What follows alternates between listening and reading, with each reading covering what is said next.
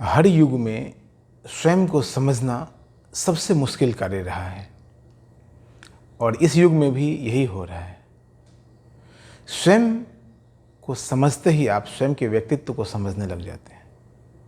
स्वयं को समझना यानी स्वयं के व्यक्तित्व को समझना, अपने व्यक्तित्व की पहचान करना, ताकि आप अपने व्यक्तित्व के अनुरूप कोई कार्य का चुनाव कर सकें, अपने जीवन के अनुरूप किसी कार्य का चुनाव कर सकें, उस कार्य को करके आप सफल हो सकें, सफलतम व्यक्ति हो सकें। तब आपका व्यक्तित्व सुधरने लगता है, निखरने लगता है, व्यापक होने लगता है। शुरुआत करने के लिए व्यक्तित्व की पहचान बहुत ज़रूरी है। शुरुआत सही से हो तो बहुत ही अच्छा है, कहते आधा कार्य हो गया। अधिकतर लोग इसी जगह भूल कर जाते हैं, शुरुआत में ही वो अपने व्यक्तित्व को पहचान नहीं पाते।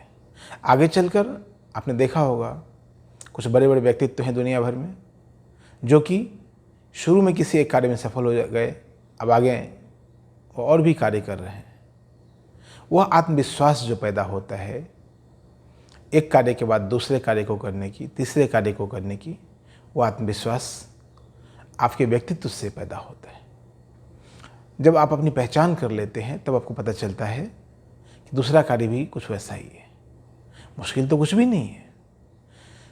इसके उलट बहुत सारे व्यक्ति, अधिकतर लोग, दुनिया के अधिकतर लोग पहचान ही नहीं कर पाते हैं कि उनका व्यक्तित्व कैसा है, उनको शुरुआत कहाँ से करना चाहिए। फिर जीवन भर रिग्रेशन, पछतावा मन में लगा रहता है, चलता रहता है। एक उदाहरण से समझिए ज़रा, जब भी किसी देश में, किसी राज्य में कोई बहुत बड़ी प्राकृतिक घटना या सामाजिक या राजनीतिक घटना घटती है, हम बहुत ज़्यादा बौखला जाते हैं। सामान्य मनुष्य बहुत ज़्यादा बौखला जाता है, अरे क्या होगा, अब क्या होगा, अब क्या होगा। कुछ नहीं होगा, ये तो सब दिन चलता रहता है।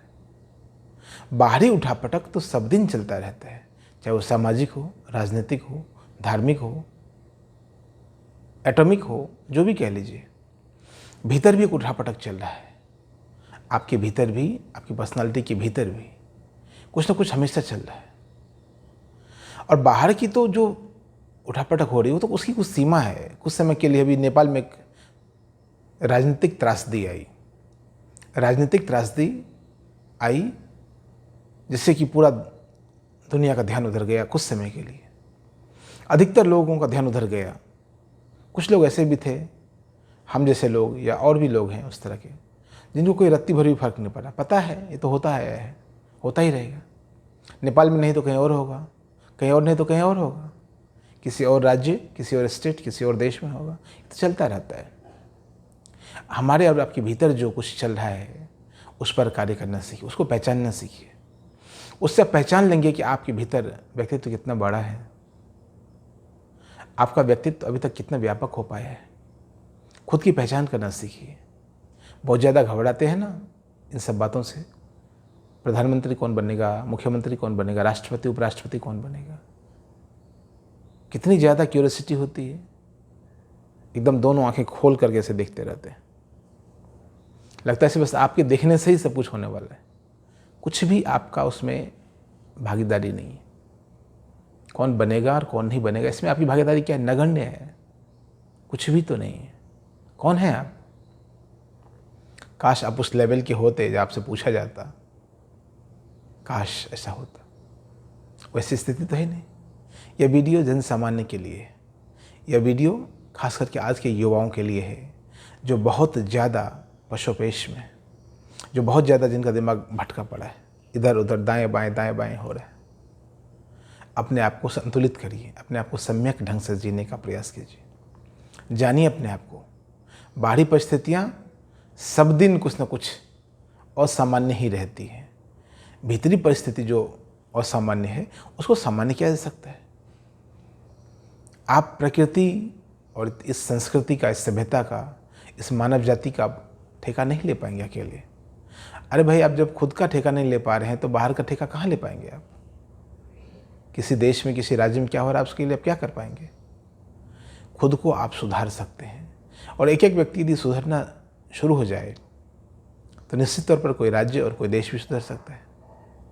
शुरुआत खुद से करते हैं, शुरुआत छोटे से करते हैं, शुरुआत अपने से करते हैं, शुरुआत भीतर से करते हैं। थोड़ा ध्यानपूर्वक देखें कि आपके भीतर क्या क्या उठापटक चल रहा है, क्या क्या हलन चलन हो रहा है। कभी हम भी आपकी उम्र में थे तो वैसा ही सोचते थे जैसा आप सोच रहे हैं, और अभी वैसा नहीं सोचते जैसा पहले सोचते थे। क्यों? आप कहेंगे कि हमारा भी समय आएगा तो हम भी वैसा सोच लेंगे। वही बात हो गई ना, फिर आपने कुछ सीखा कहाँ? आज के युवाओं में बहुत ज़्यादा पोटेंशियल है, आज के युवा बहुत ज़्यादा प्रतिभावान है, तो वो उतनी ही बड़ी समय सीमा तय करे और तब जाकर वो गलती को सुधारे, तो यह तो कुछ सीखने वाली बात नहीं हुई ना। आप समय से पहले सीख सकते हैं, आप में वो पोटेंशियल है। आप समय से पहले जान सकते हैं, आप में वो पोटेंशियल है, वो क्षमता है।